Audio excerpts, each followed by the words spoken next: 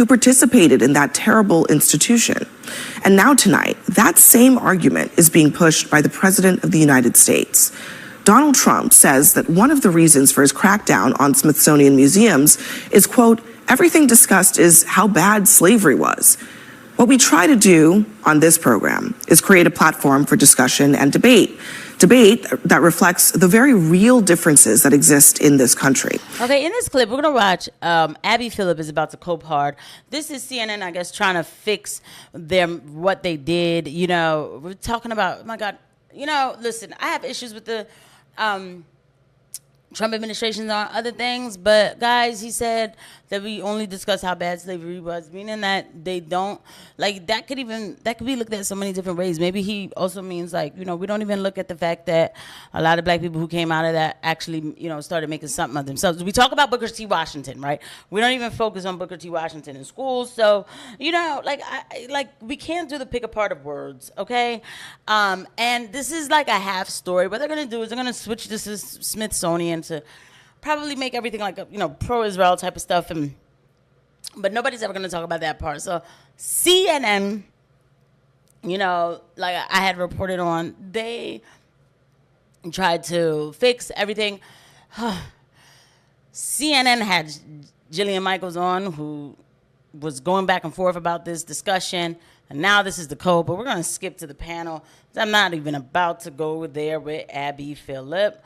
You know, of course, Scott Jennings is on the panel, so let's just go ahead and get into it. CNN right into it. Race things that really, I think the country is just refuses to deal with and is really uncomfortable with. He said, how long do we have to deal with? Oh my God, like what else does it take? What else? These things like slavery, the Holocaust, like stuff like that. Like, come on, guys, it's 2025. Really? As much by ending this post with, this country cannot be woke because woke is broke. He says, we have to have the hottest country in the world, and we want people to talk about it, including our museums. Why is he equating talking about slavery with woke? Well, look, I think, let me just start this conversation by saying that my personal view is slavery was a reprehensible institution. I agree with your words that it was our original sin. We also fought a war to eradicate it and to get over it as a country. And that was a necessary thing that happened, and a lot of people died, and we did eradicate it, and that's a good thing. I think what he's asking is, in our museums, what defines us? Are we going to be defined by the worst moment or the worst institution or the worst mistake we ever made? Or are we going to be defined by what we've done moving forward to get over it and to become the greatest nation on the earth? My belief is that he wants to look at these museums, not because he wants to do away with the idea that slavery occurred, but that he wants to ask a very simple question. Are we going to present ourselves as being exceptional or not? And I think he believes there is an effort by some to continue to try to define us from our worst moment instead of to try to focus and define us based on our best moments, which started when we eradicated slavery and began to move forward as the light of the world. And but so that's what I think. Museums? That's not necessarily when it started, because, come on, don't do that, y'all. Like, okay, yes, we eradicated. This is not when the best moments of America started. It's not. I'm not going to be that person to say that. I'm not. Like, great things happened, yes. But there were, you know, there were things that happened before too. How about, like, you know, the establishment of America? Okay, I'm not trying to water down anything.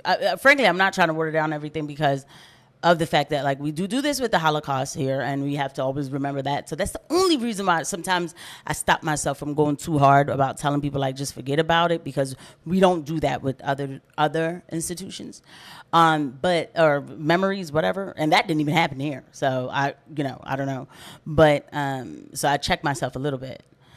But I'm also a realist. And even the whole original sin thing, like, we have to stop. The original sin, you want to know what our original sin is? Getting degenerate. How about that? We just got to stop it. Just, you know, like, how long does it take? You know, I hate these discussions because sometimes they're just purposely done just to keep the same narrative going. By the way, if you like the video, please don't forget to hit the like and subscribe button and the notification bell. Thank you.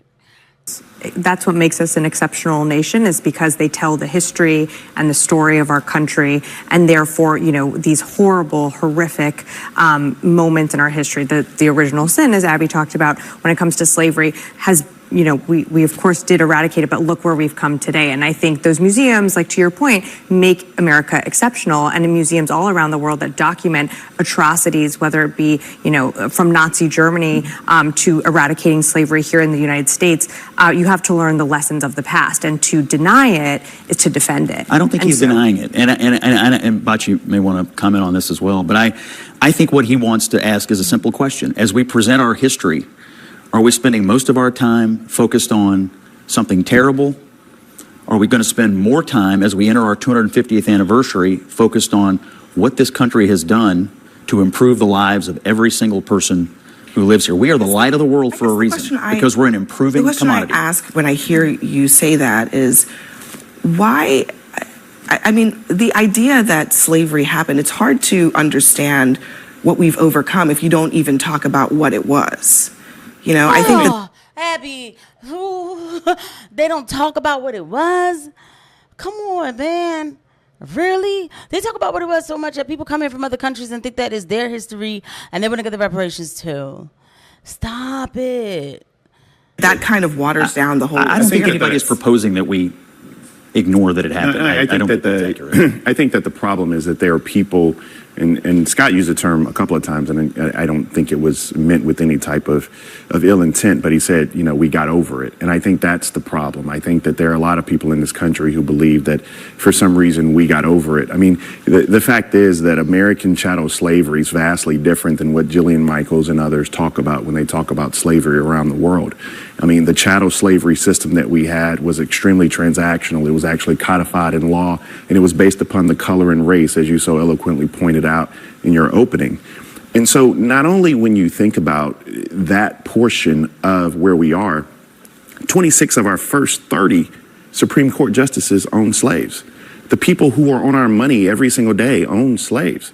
United States presidents, members of the United States Congress own slaves. Okay. I've got to change the money.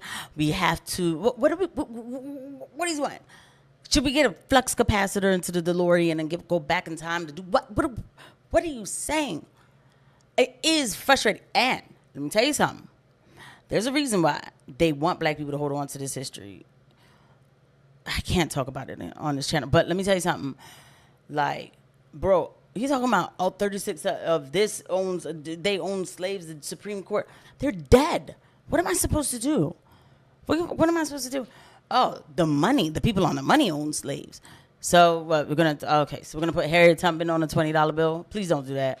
Like, no disrespect to Harriet Tubman, but please don't do that. Like, what's going on? But also too, like I said, like, the whole thing, because like they brought up the Nazi thing, like. I just feel like we don't tell this to the Jews. So like I do have to be careful.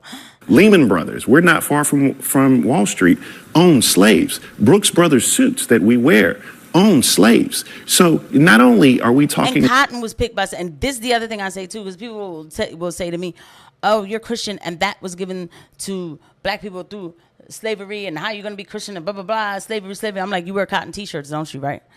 And cotton was picked by slaves. How far does this go?